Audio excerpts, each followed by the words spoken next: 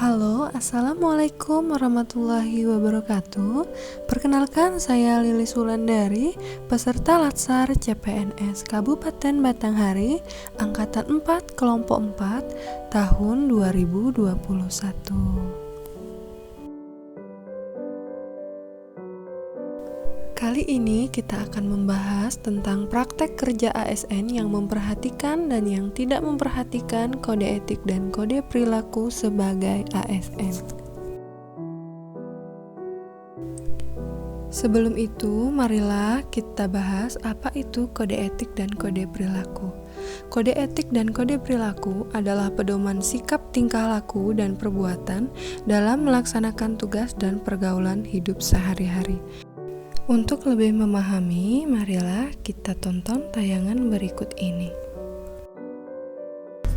Ini adalah cerita tentang Budi, seorang ASN yang penuh semangat dalam mengerjakan tugasnya melayani negara. Setiap hari, Budi sering sekali dihadapkan dengan kejadian yang rentan akan pelanggaran kode etik dalam pekerjaannya. Contohnya hari ini, Budi baru saja mendapatkan undangan konser musik yang merupakan rangkaian acara kampanye. Awalnya, Budi ragu-ragu apakah dia harus menerima undangan tersebut atau tidak. Namun, akhirnya Budi memutuskan untuk menyambut baik undangan tersebut dengan alasan hanya untuk bersenang-senang biasa. Padahal, menghadiri kampanye politik dengan menggunakan seragam dan fasilitas negara merupakan bentuk pelanggaran kode etik ASN. Sebenarnya, Budi tidak perlu bingung ketika dihadapkan dengan kejadian seperti di atas. Budi dapat merujuk pada seperangkat pedoman yang terangkum dalam Kode Etik ASN. Kode Etik ASN merupakan pedoman sikap, tingkah laku, dan perbuatan ASN dalam bergaul dan bertugas sehari-hari. Pemerintah telah mengatur apa yang sebaiknya dilakukan dan apa yang harus dihindari oleh ASN. Mulai dari menyikapi suap, berinteraksi dengan rekan kerja, penggunaan fasilitas kantor, hingga partisipasi dalam kampanye. Semuanya diatur dalam PP nomor 53 tahun 2010 tentang disiplin pegawai negeri sipil. Tidak main-main, semua bentuk pelanggaran terhadap kode etik ASN akan diberikan sanksi. Hukuman disiplin pun bervariasi, mulai dari ringan, sedang, hingga berat. Semuanya akan ditindak oleh Majelis Kode Etik berdasarkan peraturan yang berlaku. Yuk bersama kita junjung kode etik ASN, karena Indonesia bangga memiliki aparatur negara yang beretika dan bermartabat. Jika bingung, silakan cek PP nomor 53 tahun 2010 atau hubungi KASN untuk informasi lebih lanjut. Contohnya terlihat pada gambar. Di sini ada dua gambar. Yang pertama itu memperhatikan kode etik karena mengikuti upacara dengan baik. Sedangkan gambar di sebelahnya adalah ASN yang tidak menjalankan kode etik ASN dengan baik karena tidak mengikuti upacara dengan serius.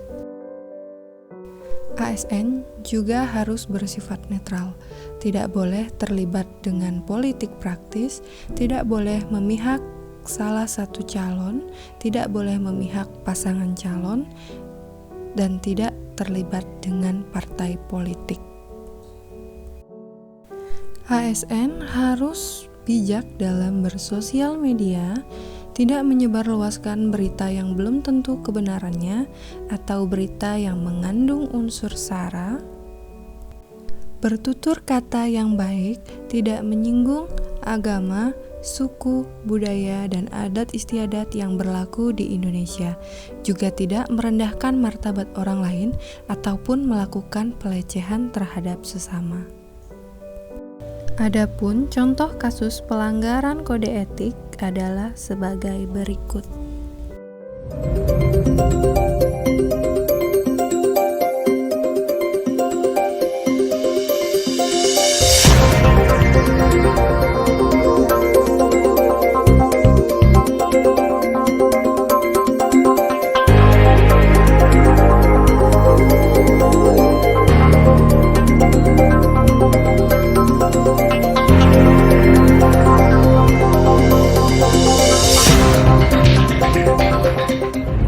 Sampai dengan kemarin pada tanggal 17 Juni 2020, Bawaslu telah menerima 390 dugaan pelanggaran netralitas ASN. Dari 390 perkara yang kami terima, setelah dilakukan kajian, 44 perkara dinyatakan tidak memenuhi unsur dan 346 perkara kami sampaikan kepada KSN. Dari 346 perkara yang kami sampaikan kepada KSN, maka KSN telah memberikan teguran ataupun menyatakan sebuah pelanggaran sedang itu kepada 40 orang ASN. Kalau kita melihat bahwa dari 40 orang ASN itu memang hampir kebanyakan merupakan pejabat tinggi ataupun pejabat tinggi di daerah seperti kepala dinas, ada kepala daerah, ada juga guru kepala sekolah, ada guru besar dan dosen, serta camat. Kalau kita melihat kegiatan-kegiatan apa saja yang dinyatakan sebagai sebuah pelanggaran netralitas ASN, bisa kita melihat bahwa ada 122 perkara terkait dengan memberikan dukungan melalui media sosial, ada 84 perkara di mana ASN melakukan pendaftaran ataupun pendekatan kepada pasangan calon, ada 34 perkara di mana ASN melakukan sosialisasi melalui APK, ada 27 mendukung salah satu pasangan calon, ada 26 menghadiri kegiatan deklarasi pasangan calon, dan ada 25 perkara di mana ASN sendiri melakukan deklarasi dirinya sebagai pasangan calon untuk kepala daerah. Sampai dengan sekarang, Bawaslu telah melakukan koordinasi dan melakukan komunikasi kepada KSN terkait dengan rekomendasi dugaan pelanggaran netralitas yang selama ini telah kami sampaikan. Terima kasih.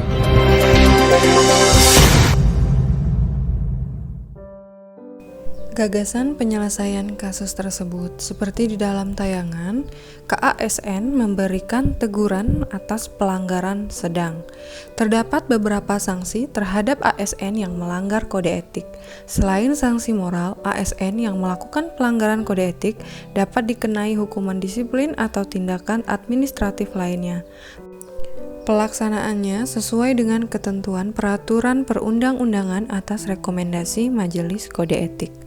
Menurut saya, sanksi yang juga harus diberikan kepada mereka adalah dengan membuat surat pernyataan bahwa tidak akan mengulangi kegiatan yang terlibat seperti politik tadi. Jika mereka terlibat kembali, mereka siap untuk diberhentikan atau dipecat dari jabatan mereka saat ini. Sampai di sini dulu pembahasan saya. Terima kasih telah menonton. Jikalau ada salah kata, tolong dimaafkan. Sampai bertemu kembali dalam pembahasan-pembahasan berikutnya. Jangan lupa jaga kesehatan, tetap semangat. Terima kasih.